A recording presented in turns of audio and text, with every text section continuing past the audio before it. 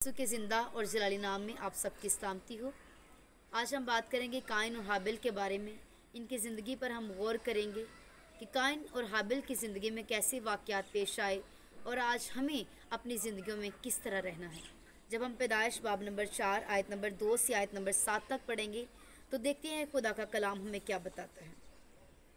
फिर काइन का भाई हाबिल पैदा हुआ और हाबिल भेड़ बकरियों का चरवाहा और काइन किसान था। चंद रोज़ के बाद यूँ हुआ कि काइन अपने खेत के फल का हदिया खुदावंद के वास्ते लाया और हाबिल भी अपनी भेड़ बकरियों के कुछ पेल उठे बच्चों का और कुछ उनकी चर्बी का हदिया लाया। और खुदावंद ने हाबिल को और उसके हदिया को मंजूर किया, पर काइन को और उसके हदिया को मंजूर ना किया। इसलिए काइन नहायत गज़बनाक हुआ और उसका मुंह बिगड़ा। और खुदावंद ने काइन से कहा, तू क्यों गज़बनाक हुआ और तेरा मुंह क्यों बिगड़ा हुआ है? अगर तू भला करे तो क्या तू मकबूल ना होगा, और अगर तू भला ना करे तो गुनाह दरवाज़ा पर दबका बैठा है और तेरा मुश्ताक है, पर तू उस पर गालिब आ। अजीज़ों, अभी हमने काइन और हाबिल के बारे में जाना कि काइन जो है वो किसान था और हाबिल जो है वो चरवाहा था। दोनों भाई खुदावंद की हजूरी में हदिया लेकर आए। हदिया किसान था काइन, इसलिए वो खुदा की हजूरी में फल लेकर आया, और चूंकि चरवाहा था हाबिल, इसलिए वो खुदा की हजूरी में भेड़ बकरियों के बच्चे लेकर आया, उनकी चर्बी का हदिया लेकर आया। और लिखा है खुदा ने हाबिल की हदिया को मंजूर किया पर काइन की हदिया को मंजूर ना किया। इसका क्या रीज़न था कि खुदा ने एक ही कुर्बानी को मंजूर किया और एक ही कुर्बानी को मंजूर ना किया? रीज़न बताती चलूँ आपको कि खुदा के हजूरी में जब ये लेकर गए अपने हदिये, तो काइन जो है चूँकि वो बड़ा था, मगर फिर भी उसके माँ बाप ने उसको भी बताया होगा, मगर उस बात को वो समझा नहीं। उसका तरीका ठीक नहीं था खुदा के हजूरी में आने का। और हाबिल जो है वो इस बात को जानता था कि खुदा की हजूरी में कुर्बानी जो है वो खून से होती है, कुर्बानी का तल्लक खून से होता है।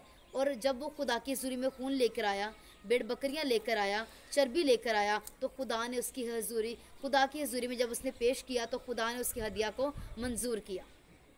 काइन, चूँकि कुछ लोग कहते हैं कि काइन गले सड़े फल लेकर आया था खुदा की हजूरी में, इसलिए खुदा ने उसकी हदिया को मंजूर ना किया।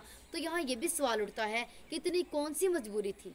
अगर गले सड़े ही फल लेकर आने थे तो ना लेकर आता। खुदा ने कौन सा किसी को फोर्स किया है कि आप मेरी हजूरी में ये लेकर आओ? इंसान जो कुछ भी लेकर जाता है अपने दिल की खुशी से खुदा की हजूरी में लेकर जाता है। तो काइन के पास जो अवेलेबल था काइन वो लेकर गया, मगर वो इस बात को जानता होगा, उसके माँ बाप ने सिखाया होगा। अगर हाबिल को सिखाया है तो काइन को भी सिखाया होगा कि खुदा की हजूरी में हमें किस तरीक़ा से जाना है। आगे हम पढ़े तो लिखा है, और खुदावंद ने काइन से कहा, तो क्यों गज़बनाक हुआ और तेरा मुंह क्यों बिगड़ा हुआ है? जब खुदा ने हाबिल की हदिया को मंजूर किया, काइन की हदिया को मंजूर ना किया, तो लिखा है कि काइन गज़बनाक हुआ और उसका मुंह बिगड़ा। आज भी ऐसा होता है। हम खुदा की हजूरी में जाते तो हैं, हम खुदा की हजूरी में जब जाते हैं तो रेगुलर अक्सर जाते हैं। हम खुदा की हजूरी में बैठकर बहुत बहुत देर दुआ करते हैं, वर्शिप करते हैं, कलाम पढ़ते हैं, मगर हमारे तरीके ठीक नहीं हैं। हमारे तरीके बिगड़े हुए हैं। हमारे तरीके क्यों बिगड़े हुए हैं? खुदा की हजूरी में भी जाते हैं मगर तरीके बिगड़े हुए हैं। दुरुस्त तरीका नहीं पता कि हमें किस तरीक़ा से खुदा की हजूरी में जाना है। जब हमें दुरुस्त तरीका पता चल जाएगा तब हम खुदा की हजूरी में उस तरीक़ा से जाएंगे। तो आगे लिखा है, अगर तू भला करे तो क्या तू मकबूल ना होगा, और अगर तू भला ना करे तो गुनाह दरवाज़ा पर दबका बैठा है और तेरा मुश्ताक है, पर तू उस पर गालिब। अगर तू भला करे, भला का मतलब क्या है? अक्सर लोग भला का मतलब नेकी, भलाई लेते हैं, अच्छे काम करना लेते हैं। ये मतलब भी ठीक है। अब्रानी में भला के लिए जो लफ्ज़ इस्तेमाल हुआ है वो है तोब, और तोब का मतलब है दुरुस्त तरीका। जैसे मैंने पहले बताया कि उसका तरीका ठीक नहीं था, और खुदा ने कहा अगर तू अपना तरीका दुरुस्त कर ले तो तू मकबूल होगा और तू गुनाह पर गालिब भी आएगा। अगर तू दुरुस्त तरीका नहीं अपनाता तो शेर बब्बर की तरह फिर इब्लीस तो दौड़ता फिरता है कि किसको फाड़ खाए। सो अजीज़ों, आज हमारी ज़िंदगियों में भी ऐसा है। हम खुदा की हजूरी में जाते हैं पर हमें ये नहीं पता कि हमें किस तरीक़ा से खुदा की हजूरी में जाना है। हमें आज हमारा खुदा हमसे क्या चाहता है? वो हमसे पाकीज़गी चाहता है, वो हमसे हमारा दिल चाहता है। वो चाहता है हम दिल से खुदा की हजूरी में जाएं, अपने दिलों को खुदावंद की हजूरी में डालें।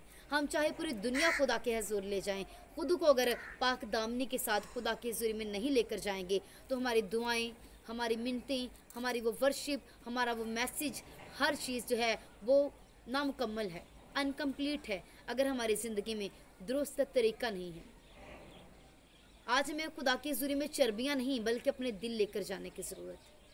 और लिखा है, आगे जब पढ़ते जाएं तो लिखा है, काइन इतना गज़बनाक हो गया कि उसने अपने भाई को कत्ल कर दिया। ये कलाम दो धारी तलवार भी है। खुदा के कलाम में लिखा है कि ऐसा वक्त आएगा कि बेटा बाप के ख़िलाफ़ होगा, बेटी माँ के ख़िलाफ़ होगी, भाई भाई के ख़िलाफ़ हो जाएगा, और ये सब रोनमा हो रहा है। खुदा के कलाम की बातें ऐसा है, खुदा के कलाम की बातें हमारी आंखों के सामने रोनुमा हो रही हैं और हम देखते हैं अपनी ज़िंदगी में ऐसा, और फिर हम कहते हैं ये खुदा के यीशु मसीह के जल्द आने की निशानियाँ हैं।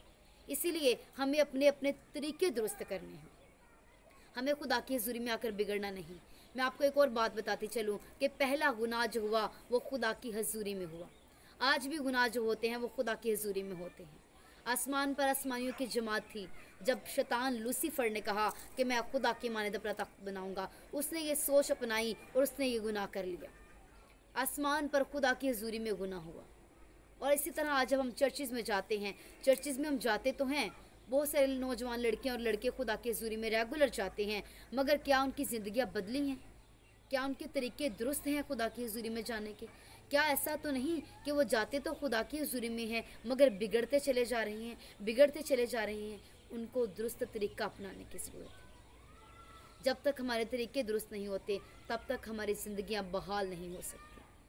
सो अजीज़ों, मेरा ईमान है कि आज से आप इस सोच विचार के साथ चलेंगे कि हमें अपने तरीके दुरुस्त करने हैं। हम खुदा की हजूरी में अपने दिल उंडेलेंगे, खुदा की हजूरी में अपना दिल लेकर जाएंगे और इब्लीस पर गालिब आएंगे। लिखा है कि तरीके दुरुस्त होंगे तो हम इब्लीस पर गालिब आ जाएंगे।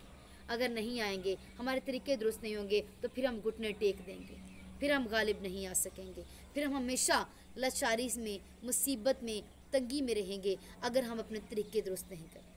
तो आज हमें खुदा की हजूरी में वो लेकर जाने की ज़रूरत है जो खुदा हमसे चाहता है, और वो करने की ज़रूरत है जैसा खुदा ने हमें इस दुनिया में भेजा कि हम वैसा करें, खुदा से उसके मकासद को जानें।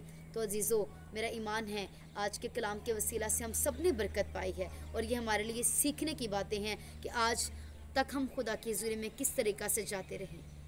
सब कुछ लेकर जाते रहे दिल छोड़कर। अगर हम दिल नहीं लेकर गए तो हम कुछ भी नहीं लेकर गए। अपनी सोचें नहीं लेकर गए, अपनी सोचों में खुदा का कलाम नहीं लेकर आए तो कुछ भी नहीं लेकर आए। आज के कलाम के वसीला से खुदा आपको और मुझे बरकत दे चुका है। आमीन।